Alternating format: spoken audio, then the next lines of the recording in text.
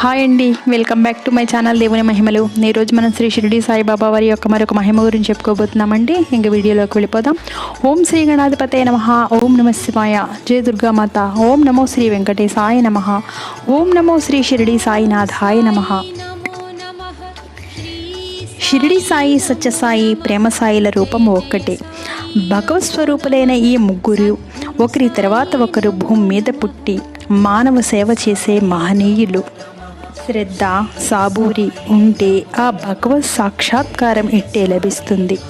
ఆ మహనీయుల కరుణా కటాక్షాలు దక్కుతాయి. శ్రద్ధ, విశ్వాసం లేనిదే ఏ కార్యము సాధించలేం. భగవత్ సాక్షాత్కారం కూడా అంతే.